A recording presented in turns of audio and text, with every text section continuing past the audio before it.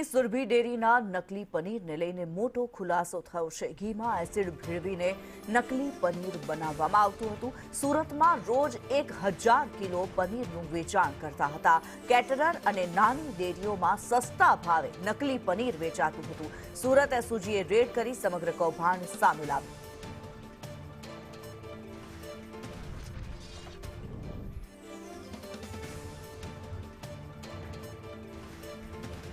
સુરતની અરાજન ખાતે આવેલી સુરભી ડેરીમાંથી ગઈકાલે નકલી પનીર ઝડપાયું હતું, જેમાં મોટો ખુલાસો થયો છે કે આ સુરભી ડેરીના માલિકો છે તે રોજનું 1000 કિલો નકલી પનીર વેચી મારતા હતા। ત્યારે ડીસીપી સાહેબ છે, જે તપાસ કરનાર અધિકારી છે, તેમની સાથે વાત કરીશું।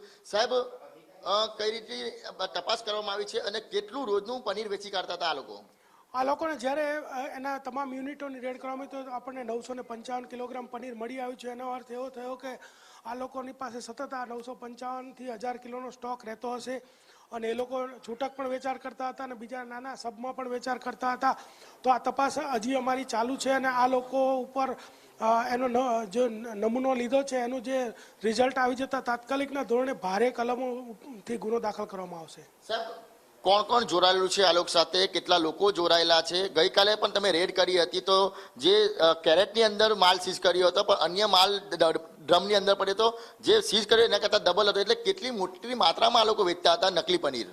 મોટી માત્રામાં આ લોકોનું વેચાણ ચાલુ હતું અને એક સર્વે એવો પણ છે કે જે છૂટક લૂઝ પનીર વેચાય છે એમાં 80% પનીર છે એ આવી જ રીતે બનાવેલું હોય છે। એટલે અમારી ટીમો આમાં સતત લાગેલી છે અને વધુમાં વધુ આ લોકોને પકડવામાં આવશે અને વધુમાં વધુ કાર્યવાહી કરીને પાસા સુધીના કાર્યવાહી કરવામાં પોલીસ ખચકાશે નહીં।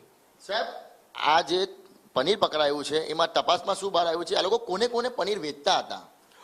એ તપાસ હજી અમારી ચાલુ છે કોને કોને વેચતા હતા, પરંતુ ઘણા બધા લોકોના અમને સામેથી ફોન પણ આવેલા છે। એમાં કેટલાક પત્રકારો છે, કેટલાક અધિકારીઓ પણ છે, કેટલાક કર્મચારીઓ પણ છે અને કેટલાક લોકોના સાથે જોડાયેલ લોકજીવન સાથે જોડાયેલ વ્યક્તિઓ છે। એવું કહેવું એવું હતું કે આ લોકો પણ સુરભી ડેરીમાંથી પનીર લાવતા હતા અને આરોગતા હતા। એટલે આ ખૂબ જ ગંભીર વિષય છે। સાહેબ, આરોગ્ય મંત્રી પ્રફુલભાઈ પાનસેરિયાએ જણાવ્યું છે ભેળસેરિયાને છોડવામાં નહીં આવશે।